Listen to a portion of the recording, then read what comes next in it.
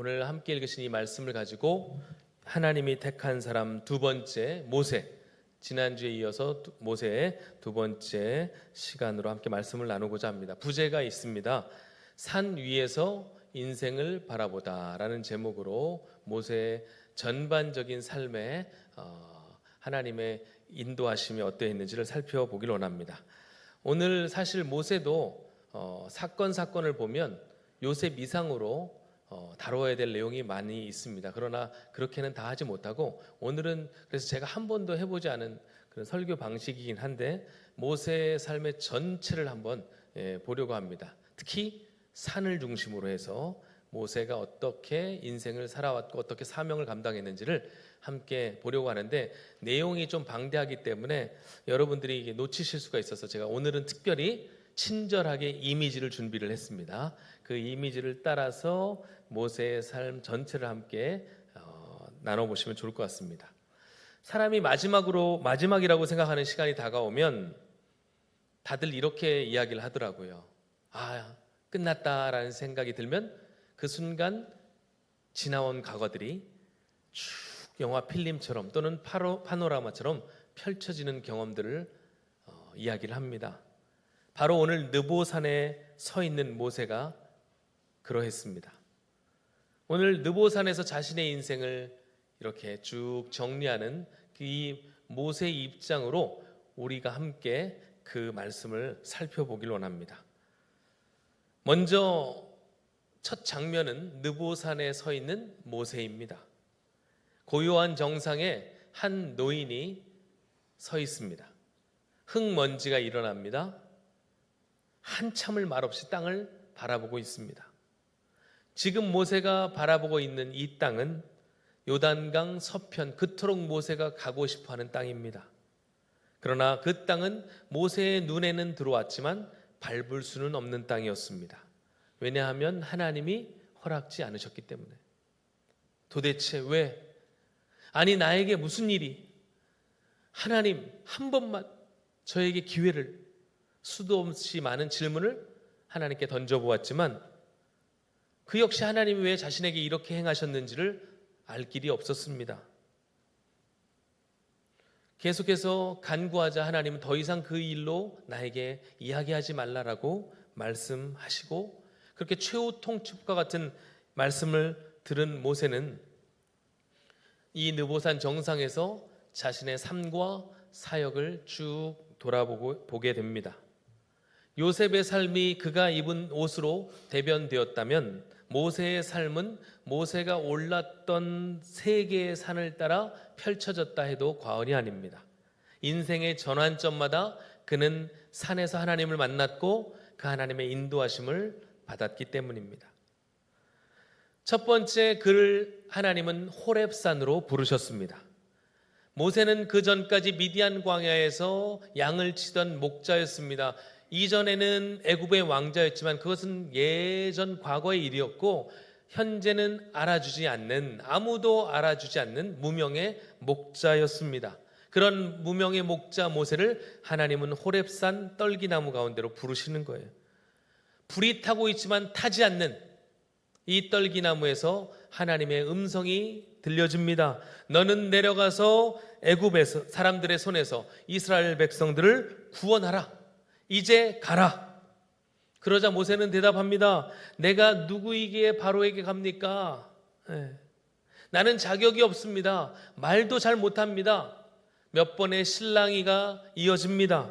그때 하나님은 이렇게 말씀하십니다. 내가 반드시 너와 함께 있으리라. 비록 목자의 옷을 입었지만 그는 그 말씀을 덧입어 하나님의 권능의 옷을 입게 되었습니다. 많은 사람들이 여러분 이 순간 물음을 갖게 됩니다. 왜 하나님 저를 부르셨습니까? 왜 하나님 저를 이 자리에 세우셨습니까? 나는 말도 못하고 능력도 없고 자격도 없는 것 같은데 왜 하나님 저를 이곳에 세우셨습니까? 그러나 여러분 우리 하나님의 부르심은 우리의 어떤 조건, 자격 때문에 부르시는 게 아닙니다. 자격은 오직 하나면 충분합니다. 그것은 바로 하나님의 임재입니다. 하나님의 임재가 모든 자격을 대신하는 거예요. 혹시 여러분은 하나님의 부르심 앞에서 주저하고 있지는 않습니까? 구원이 나를 부르신 하나님의 뜻으로부터 시작되었다면 우리의 삶 역시 하나님의 부르심으로 시작되는 것을 우리는 믿어야 합니다. 그렇게 부르심을 받은 모세는 일평생 주를 위해 달려갑니다. 바로왕 앞에서 이스라엘을 구원해내는 것을 시작으로 그는 하나님과의 동행을 시작합니다. 그때 호렙산에서 내려온 직후에 모세의 삶 가운데는 놀라운 일들이 펼쳐졌습니다. 여러분, 성경에는 많은 사건들이 있지만 다 다룰 수는 없고요. 중요한 몇 가지 사건만 제가 말씀드려 보겠습니다. 먼저 지난주에 살펴보았듯이 홍해를 마른 땅같이 건넜습니다. 이 홍해를 건넌 사건을 통하여 전능하신 하나님이 어떤 분이신지, 엘샤다이, 그 하나님이 어떤 분이신지를 몸소 깨닫게 된 거예요. 그런데 홍해를 지난 지 얼마 되지 않아 백성들이 불평합니다. 광야에서 우리를 죽게 하는구나. 물이 없어서 우리를 죽게 하는구나. 이 불평에 마라의 쓴물을 하나님은 단물로 바꾸셔서 마시게 하셨어요. 모든 피조 세계를 다스리시는 하나님의 전능하심을 또한 경험하게 하셨습니다. 그렇게 하나님의 그 능력을 계속해서 경험하였지만 그들은 늘 불만이었습니다. 내일은 또 뭘 먹습니까? 애굽에서 먹던 고기와 부추가 생각이 납니다. 그때 하나님은 매일 아침 그들에게 생명의 양식 만나를 내려주셨습니다. 이 만나를 통하여 하나님은 일상 가운데 항상 함께 하심을 보여주신 거예요. 그리고 그들의 필요를 넉넉히 채우시는 하나님의 그 손길을, 따스한 손길을 그들은 경험하게 되었습니다. 그렇게 매 순간순간 하나님의 인도하심을 받았던 이스라엘. 그러나 그들은 순간순간 어떠한 일이 닥치면 하나님을 원망했습니다. 믿지 못했습니다. 그 믿지 못하던 이스라엘과 하나님 사이에서 섰던 모세, 늘 조마조마했어요. 언제나 이스라엘 백성들은 불순종했습니다. 그들의 불순종은 언제나 모세의 기도가 되었습니다. 그렇게 출애굽한 지 3개월이 되어서 하나님은 다시금 모세를 시내산으로 불러내십니다. 거룩한 두려움이 몰려왔지만 모세는 하나님 앞에 당당하게 그 하나님의 얼굴을 마주하여 서게 됩니다. 그렇게 시내산에 올라가 하나님의 말씀을 받습니다. 이 시내산에서의 두 돌판을 받습니다. 이 두 돌판의 내용은 바로 십계명입니다. 십계명, 학자들 사이에는 1계명부터 4계명까지 한 돌판, 5계명부터 10계명까지 한 돌판이다, 이렇게 이야기하는 학자들도 있지만 사실은 이것은 계약서이기 때문에 똑같은 내용이 두 판으로 들려졌다. 한 판은 이스라엘에게, 한 판은 하나님에게. 여러분, 계약서 쓰면 똑같이 쓰잖아요, 그렇죠? 어쨌든 이 십계명을 받으면서 모세가 이스라엘과 하나님 사이에 중보자로서의 사명을 감당했습니다. 하나님은 말씀하십니다. 너희가 내 말을 듣고 내 언약을 지키면 너희는 모든 민족 중에서 내가 뛰어나게 할 것이고 내 소유가 되게 할 것이고 거룩한 백성이 되게 할 것이다. 아멘. 여기서 소유라는 말, 이 소유라는 단어는 히브리어로 스굴라라는 단어인데, 이 스굴라라는 단어는 특히 왕이 특별히 간직하는 보물이라는 뜻이에요. 그러니까 너희가 내 소유가 된다라고 할 때는 너희는 내가 특별히 간직한 보물처럼 여길 것이다. 여러분, 하나님의 특별한 소유 되심을 믿으시길 바랍니다. 이게 하나님께서 우리에게 주신 특별한 혜택이에요. 은혜입니다. 이 말씀 속에서 하나님이 자신이 사랑하는 백성들을 얼마나 아끼시는지를 보여주고 있어요. 그렇게 하나님의 영광을 시내산에서 경험한 그 과정 가운데 모세가 두 돌판 언약을 받게 되었습니다.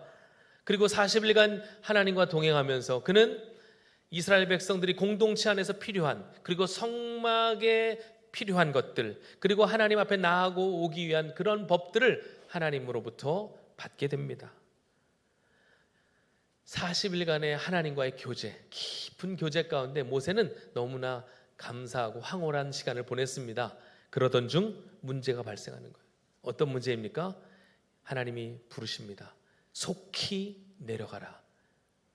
이스라엘 내 백성 가운데 문제가 생겼다는 거예요. 어떤 문제가 생겼습니까? 여러분이 잘 아시는 대로 금송아지 사건이 생긴 거예요. 모세가 시내산으로 올라간 지 30일쯤 되던 날, 하루 이틀은 괜찮았습니다. 그런데 여러 날이 지나고 또 모세의 소식이 들리지 않자 이스라엘이 또다시 의심합니다. 그들의 의심은 불평이 되었고 그들의 불평은 불순종이 되었습니다. 아론에게 몰려갑니다. 모세 어디 있느냐? 찾아내라. 모세를 찾아내지 못하면 당장 우리 하나님을 우리 눈에 보이게 하라. 이스라엘의 그 핍박과 그 압박 가운데 결국 아론이 무엇을 만들어낸 거예요? 금송아지를 만들어낸 거예요. 이거는 그냥 갑자기 어느 날 금송아지를 만든 게 아니고 애굽에 섬기던 신 가운데 하나입니다. 그러니까 이스라엘 백성들이 애굽 땅에서 노예에 있을 때, 노예로 살 때 그들이 자주 접했던 신 하나를 이미지로 만들어 달라는 거예요. 이것을 우리는 하나님으로 여기겠다는 거예요. 왜냐하면 모세가 없으니까. 그때 모세는 시내산에서 하나님과 그 언약을 체결하며 영광 가운데 하나님의 임재를 경험하고 있었습니다. 근데 하나님이 그때 말씀하시는 거예요. 너는 내려가라. 내가 애굽에서 인도하는 내 백성이 타락했다. 내가 그들을 진멸해야 되겠다. 그리고 너를 통하여 내가 새로운 민족을 만들 것이다. 너무나 놀란 모세는 그 즉시 하나님께 엎드려 이렇게 기도합니다. 주여, 주의 맹렬한 진노를 거두시옵소서. 어찌하여 주께서 애굽 사람들로 자기 백성을 산에서 죽이려고 인도해냈다라는 말을 들으려 하십니까? 주님, 그것은 안 됩니다. 아브라함과 이삭과 야곱에게 하신 맹세를 주님 기억하여 주옵소서. 하나님은 모세의 그 간절한 기도에 마음을 돌이키셨어요. 그러나 모세는 그 하나님과의 언약을 체결한 당시에 이스라엘에 행한 그 모습 때문에 너무 큰 실망과 분노를 가지고 사내라로 내려갑니다. 그때 금송아지를 숭배하는 그들의 모습을 보며 이 두 돌판을 깨뜨려 버리는 거예요. 그것은 단순한 혈기가 아닌 하나님과 이스라엘 백성 간의 언약이 깨어졌다는 것을 보여주는 거예요. 그 후 모세는 금송아지를 어떻게 하냐면 불에 태우고 그 태운 재를 물에 뿌려 이스라엘에게 마시게 합니다. 자신들의 만든 우상의 쓰디쓴 대가를 자신의 입으로 삼키게 하는 거예요. 그리고 모세는 이스라엘을 향해 외칩니다. 여호와의 편에 설 자는 내게로 나오라. 그때 레위 지파가 모세의 편에 서서 하나님의 거룩함을 훼손했던 이스라엘 사람들을 진멸합니다. 그리고 나서 하나님의 진노가 멈추게 되었고 다시금 모세는 산에 올라가 하나님의 말씀을 다시 받아요. 그렇게 모세의 인생에 있어서 이 시내산은 말씀을 받았던 장소이자 중보의 장소였어요. 그 오랜 시간 40년 가까이 이스라엘 백성들을 인도하면서 참 많은 세월을 인내합니다. 그들을 하나님 앞에 어떻게든 세우기 위해서 노력을 해요. 그런데 결정적으로 모세가 후회하는 사건, 모세가 하나님께 책망받는 사건이 등장해요. 느보산에 오르기 전에 나지막히 하나님께 한 번만 주여 기회를 주옵소서. 모세가 애원하며 기억을 되돌리고 싶었던 유일한 한순간, 그 순간이 바로 무리바에서 있었던 일이었습니다. 광야에서의 여정이 거의 마무리되어 갈 때쯤, 약 40년 가까이 되었을 때 어느 날 바란 광야의 가데스에 이스라엘 백성들이 진을 치고 있을 때 물이 또다시 없는 거예요. 그렇게 수도 없이 많은 하나님의 능력과 은혜를 경험했음에도 불구하고 그들은 또다시 동일한 결핍 때문에 하나님을 원망하기 시작합니다. 지긋지긋한 거예요. 모세도 이 이스라엘의 불순종, 이 불신앙. 그래도 모세는 하나님께 기도합니다. 하나님, 어떻게 하면 좋겠습니까? 그때 하나님이 말씀하십니다. 지팡이를 들고 반석 앞에서 반석에게 명령하라. 그리하면 물이 나오리라. 모세가 후회하는 지점이 바로 이 지점이에요. 그때 평소처럼 말씀대로 명령만 했으면 됐는데 지긋지긋한 이스라엘 부평에 모세도 역시 화가 났던 것 같아요. 그러면서 뭐라고 하냐면 우리가 언제까지 너희에게 물대주는 사람이냐. 네. 그리고는 반석을 2번 내리칩니다. 하나님은 명령하라고 하셨는데 그는 말하지 않고 지팡이로 바위를 2번 쳤어요. 그 순간 이렇게 물은 쏟아져 나왔지만 하나님은 이렇게 말씀하시는 거예요. 너희가 나를 믿지 아니하고 내 거룩함을 이스라엘 앞에 나타내지 아니하였은즉 너는 이 회중을 그 땅으로 인도하지 못하리라. 이스라엘 자손이 하나님과 다퉜다 하여 무리바라고 명명하게 되었어요. 사실 그곳은 하나님과 이스라엘 백성과의 다툼의 장소였지만 그 하나님은 무엇으로 그것을 보셨냐면 하나님과 모세 사이에 신뢰가 흔들리는 것으로 보신 거예요. 거룩하신 하나님은 말씀으로 역사하시는 하나님이심을 끝까지 가르쳐 주기를 원하셨지만 모세의 행동으로 인해 하나님의 의도가 훼손되고 말았습니다. 하나님의 말씀보다 자신의 감정과 그 분노를 앞세운 모세는 결국 약속의 땅에 들어가지 못하는 비극을 맞이하게 되는 거예요. 여기서 우리는 중요한 사실 한 가지를 배우게 됩니다. 우리는 뭐 그까짓 거 가지고 하나님 너무 하시는 거 아니에요. 모세가 한 일이 있는데 얼마나 모세가 하나님 앞에 여러 일들을 많이 했습니까? 겨우 뭐 그거 가지고. 그런데 여러분, 하나님이 가장 심각하게 보시는 것 중에 하나가 뭐냐면 말씀의 왜곡이에요. 하나님께서 에덴 동산을 만드시고 그 땅의 모든 것을 다 허락하셨는데 그 땅이 깨어지기 시작하고 죄가 들어온 게 말씀의 왜곡에서부터 시작된 거예요. 사단이 이야기하죠. 선악과 먹으면 정령 죽으리라 하는 말씀을 살짝 왜곡하여 전해주고 그래서 받아들임으로 죄가 시작된 거예요. 그래서 하나님은 말씀을 왜곡하는 것을 상당히 싫어하세요.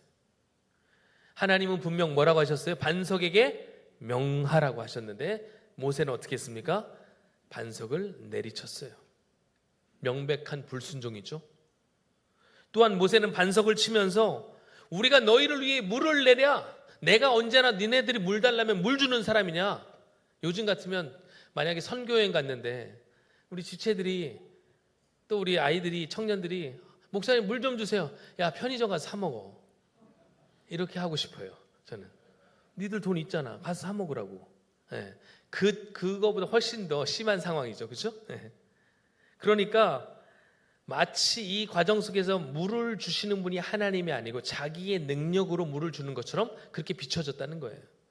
결국 이 일은 모세의 인생에서 가장 되돌리고 싶은 인생 가운데 인생의 기억 가운데 지우고 싶은 하나의 사건이 되고 맙니다.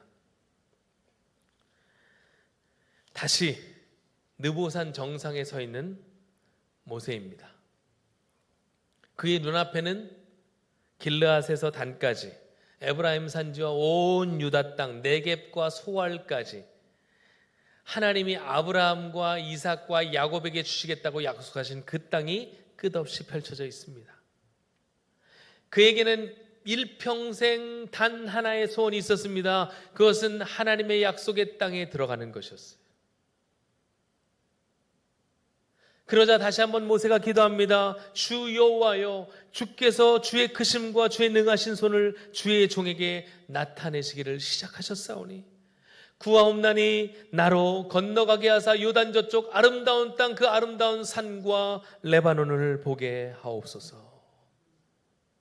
이 간청은 모세의 일생일대의 기도였고 그의 가슴 절절한 기도였습니다. 그는 지도자로서가 아니라 아이처럼 은혜를 간절히 바라는 마음으로 기도했습니다. 하나님도 다 아셨어요. 모세가 얼마나 수고했는지, 그리고 하나님을 얼마나 사랑했는지. 그 땅 넘어가는 때 뭐 돈 한 푼 내는 것도 아니고 뭐 에너지가 필요한 것도 아니고 200만 명 건너갈 때 한 사람 더 건너간다고 해서 문제가 되는 것도 아닌데, 그러나 우리 하나님은 웬일인지 평소와는 다르게 너무나 차갑게 단호하게 말씀하십니다. 더 이상 같은 얘기 반복하지 마라. 내 은혜가 내게 족하다. 모세는 그 말씀을 듣고 직감합니다. 아, 더 이상 이 기도는 응답되지 않겠구나. 그리고 그 즉시 기도를 멈춰요. 여러분 생각해 보세요. 얼마나 억울해요. 이거 누구 때문에 한 일인데 얼마나 섭섭해요. 일평생 나름 주를 위해 산다고 살았는데. 그리고 사실 무리바 사건도 자기 때문에 일어난 일도 아니잖아요. 그렇게 원망하고 불평하는 이스라엘 그 사람들 하는 행태가 너무 괘씸해서 한 번 짜증낸 것뿐이에요. 저도 마이크를 쳤네요. 마이크 없어질 수도 있어요. 해도 너무한 거 아니에요? 어떻게 이러실 수가 있는 거예요? 그러나 하나님은 그 일생의 소원을 거두시 가나안 땅을 보게만 하시지 건너지는 못하게 하십니다. 하나님이 또 말씀하시는 거예요. 내가 아브라함과 이삭과 야곱에게 맹세하여 그의 후손에게 주리라고 한 땅이라 내가 내 눈으로 보게 하였거니와 너는 그리로 건너가지 못하리라. 그 땅을 밟지는 못하지만 보게는 하셨습니다. 이게 하나님의 마지막 배려요, 위로였어요. 거기서 모세는 자신의 사명이 다했음을 받아들이는 거예요. 여기서 우리는 하나의 질문이 생깁니다. 과연 모세는 성공한 인생일까? 실패한 인생일까? 인간적으로 보면 평생의 하나의 목표를 향해 달려온 그 모세, 마치 결승점 직전에서 꼬꾸라진 인생처럼 보이기에 어떤 이들에게는 실패한 사람처럼 보일 수 있습니다. 그러나 여러분, 하나님의 평가는 그렇지 않아요. 하나님의 관점에서 모세는 성공한 자였습니다. 히브리서 3장 5절은 모세에 대해 이렇게 평가하고 있습니다. 또한 모세는 장래에 말할 것을 증언하기 위하여 하나님의 온 집에서 종으로서 신실하였고. 하나님이 모세를 어떻게 평가하시냐면 성공한 자로 평가하시는 거예요. 그 이유가 세 가지가 있습니다. 첫째는 하나님이 인정하시는 충성스러운 종이었기 때문이에요. 모세의 신실함을 하나님도 인정하셨어요. 둘째, 그는 하나님의 풍성한 임재를 경험했던 자입니다. 유일하게 모세만이 하나님의 얼굴을 대면하여 봤다라고 성경은 이야기해요. 시내산에서 하나님과 깊은 교제 가운데 그는 하나님의 충만한 임재를 경험하게 되었습니다. 그리고 세 번째, 영원한 하나님의 나라에서 영광을 입은 자로서 그는 나중에 등장해요. 비록 가나안 땅은 밟지 못했지만 여러분, 나중에 마태복음 17장에 주님께서 오르시는 변화산에 그 변화산 옆에 두 사람이 같이 등장해요. 모세와 엘리야가 등장을 합니다. 그것은 무엇을 보여주는 거예요? 육신의 땅은 밟지 못했지만 진짜 약속의 땅, 저 가나안, 천성 가나안을 그는 밟게 된 자라고 성경이 보여주는 거예요. 이 장면은 모세의 인생은 하나님의 시간표 안에서 완성된 인생임을 보여주는 결정적인 말씀이 됩니다.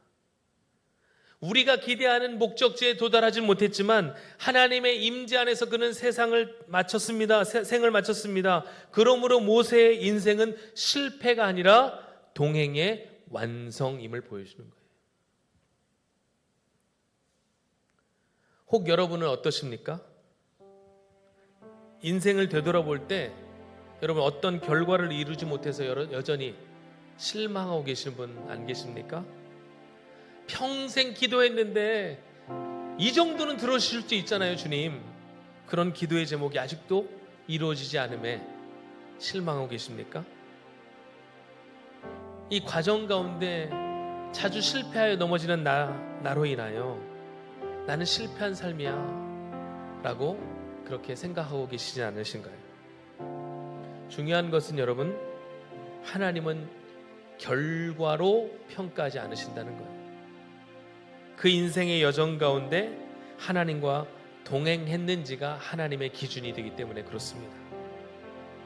느보산에서 하나님의 말씀에 대한 순종은 곧 그의 고백을 담고 있습니다. 이 고백입니다. 주님, 내가 비록 이 땅을 밟진 못했지만 하나님이 나와 함께 하셨기에 나는 그것으로 충분합니다. 어떤 결과를 얻지 못했다고 혹 우리의 기도의 제목이 응답되지 않았더라도 지금 가는 이 삶의 여정이 마치 절벽과 같은 상황일지라도 그럼에도 우리 주님은 주님과 함께하는 여러분을 성공한 삶이라고 인정해주고 계십니다. 그러므로 오늘 이렇게 한번 고백해 보시겠습니까? 주님, 비록 땅은 밟지 못하더라도 주님과 함께 저는 이 길을 끝까지 감사함으로 걸어가겠습니다. 이 고백이 오늘 저와 여러분의 고백될 수 있기를 주님의 이름으로 축복합니다. 이 시간 함께 우리 찬양하며 기도합니다. 주 나의 모습 보내 찬양하겠습니다.